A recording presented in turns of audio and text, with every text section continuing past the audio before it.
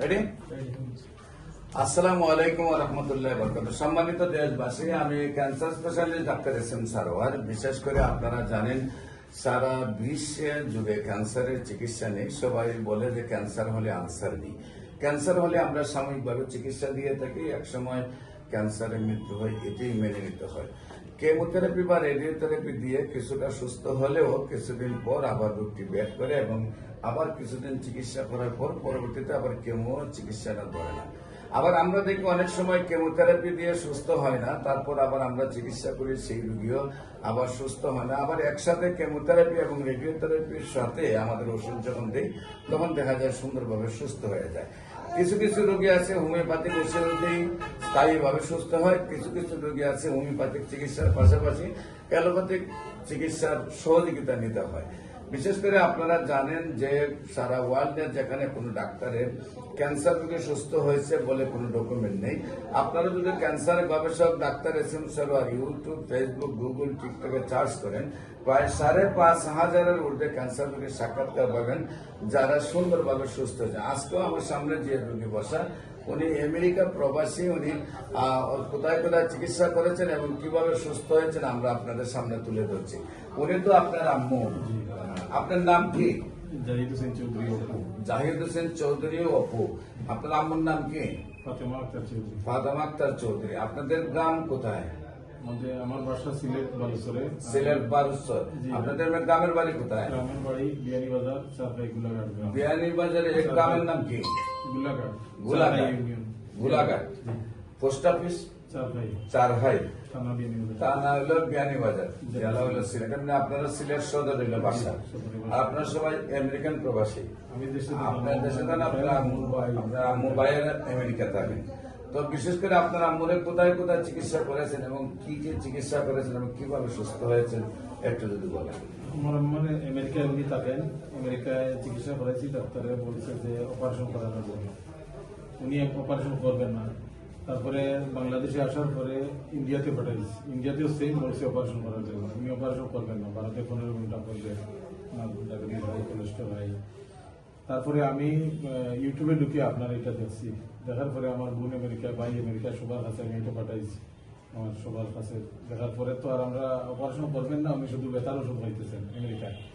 America বলছে operation, আর কোনো medicine নেই। তারপরে আমি বললাম যে দেখো, যদি হোমিওপ্যাথি এটা দেখতেছি অনেক রোগী, আমি ইউটিউবে দেখছি আপনার এইগুলা দেখার পরে বলছি আল্লাহ ভালো করতো, আর যদি তো চিকিৎসা করিয়া দেখি। তারপরে আমার বোন ভাই তারা সাথে সাথে 5-6 দিনের ভিতরে বাংলাদেশে পাঠিয়েছি টিকিট করে।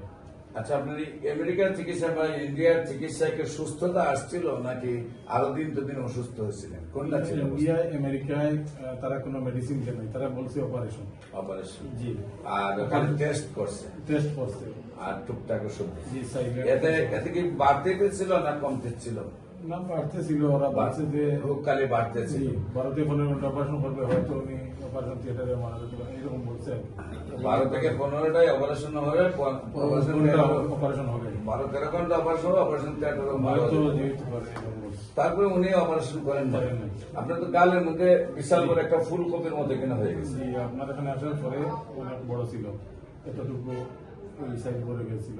গাল সহ ইসার সহ বড় সাইডে আল্লাহ তুমি এখন সবগুলা সবগুলা 4 ভাগের 3 ভাগ দেখতেছি জ্বরে গেছে। জ্বরে গেছে।